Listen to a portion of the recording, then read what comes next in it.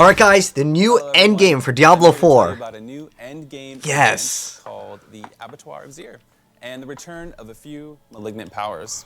My name's Ruben. I go by Bloodshed in the community. Some of you might already know me. Oh, what up, Bloodshed? I'm here today with Alex Zhang, a systems game designer, and Adam Jackson, the lead live class designer for all of Diablo 4.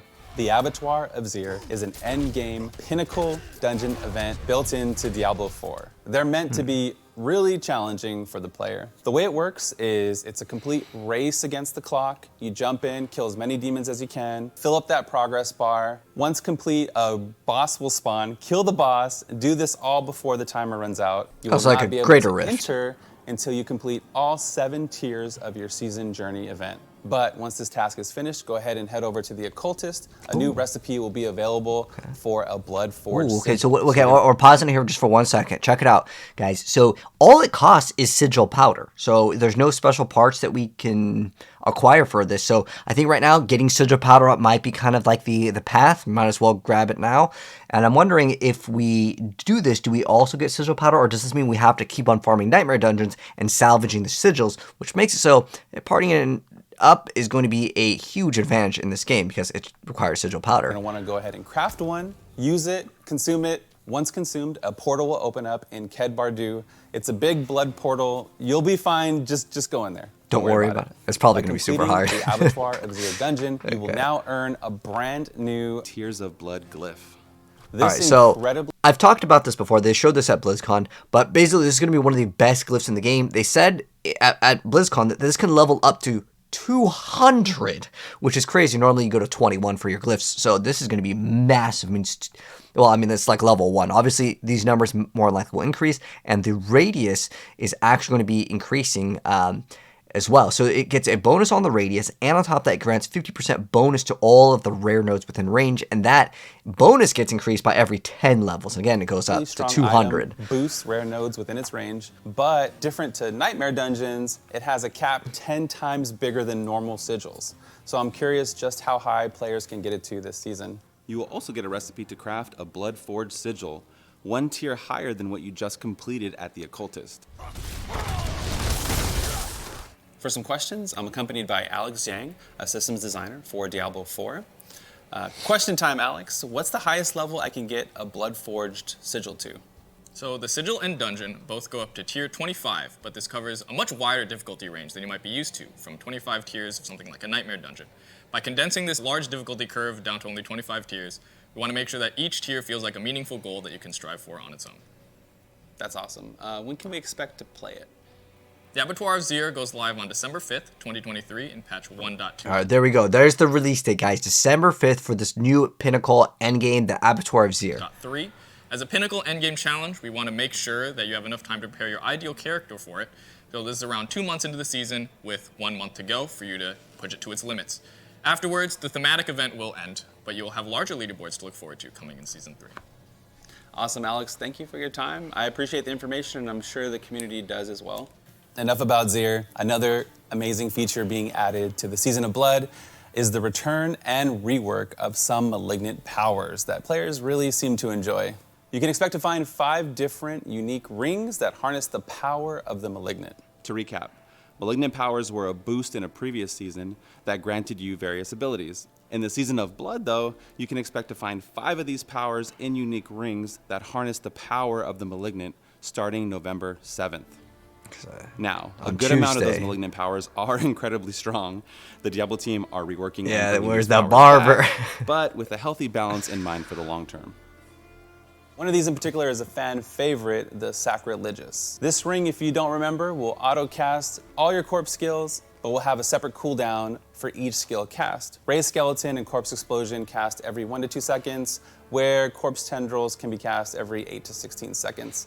I didn't get a chance to play Necromancer, I know, sadly, in the Season of Malignant, so I'm excited. I'm stoked to jump right in. Barbarians, do you remember Focus Raged? Well, it's now called Furor.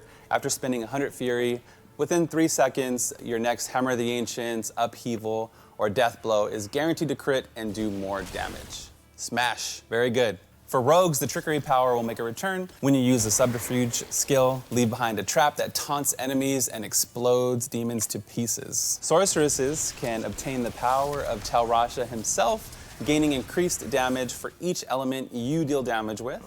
So this one is probably going to be one of the more strong ones. I actually made a video covering this, but how it used to work in Seasonal Malignant, any non-physical damage, meaning shadow, poison, anything that's literally non-physical, will actually stack with this and it counts as elemental. If that still rolls over, this is like by far one of the best rings in the entire game. And druids, we got a rename here. Inexorable Force is now called Inexorable Will. So when you cast your ultimate skill, you pull up to 30 enemies toward you and deal damage. It's so great to see these malignant powers return. It's just more tools to build with, and I'm all for it. All right, Adam, I hope you're ready to sink your teeth into some of these questions. Yeah, totally. I'm excited to get into it. Let's do it. I gotta ask, will all the malignant powers eventually make a return to the game?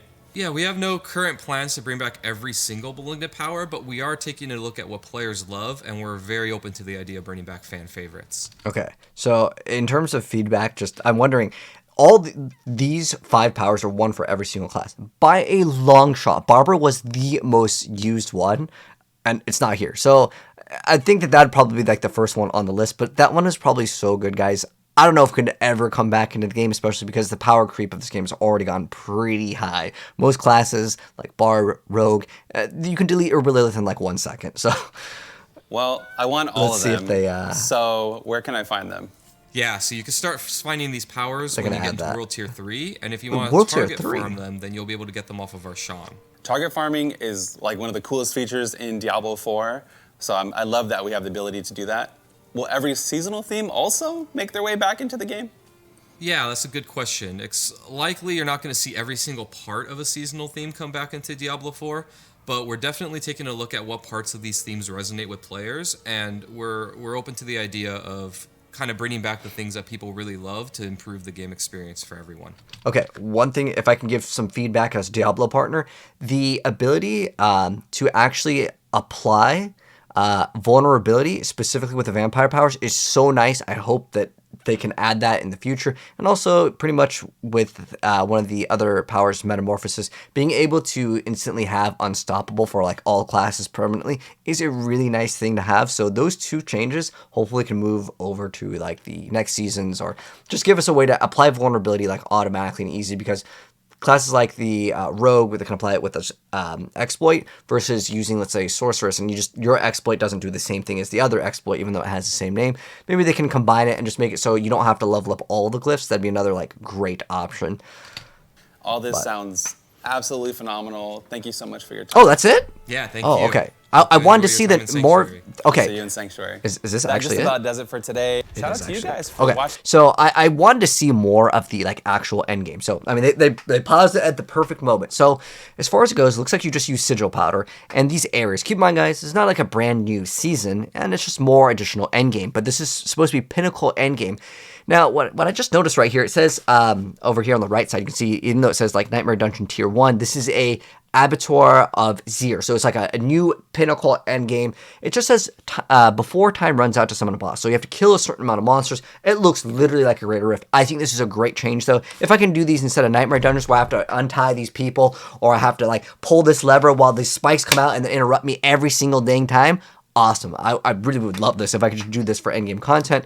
And they said glyph leveling is going to be way faster. Also, another thing that they didn't even mention here, that I do know from the BlizzCon thing that they did, if you guys want to get these brand new rings that they showed off, these brand new rings are actually going to be acquired via doing Varshan. So if you have any Varshan things, save them. Do not use your Varshan, like, summons now for the Uber Varshan. Save them for Tuesday. So that's an important thing. Just want to get that out of the way. Some of them are definitely better than others. But as far as like the new like sigils that open up, where it just uses sigil powder, they didn't really show too much of it. Like all we have is basically like there's this tile set. There's like 2 different tile sets that like they showed off. I'm sure there's going to be a randomization of some of these maps, but I guess at the very end they showed off like one more. anymore. So again, it just looks like a greater rift. Now, it just summons a boss. Is that boss going to be super, super difficult, or is it just something that has more HP? But honestly, most builds, especially with Barbarian, you can already like one-shot. I've seen Rob's video hitting for like 1 billion damage. I'm not sure if this is going to be challenging enough, but I would love to be proven wrong. I would love to see some crazy hard level pinnacle bosses, similar to Uber Lilith in season like 0 and season 1, where it was more of an actual challenge unless you cheesed it with, like, let's say, like Poison Rogue or some sort of like infinite scaling like Barbarian before they nerfed cores.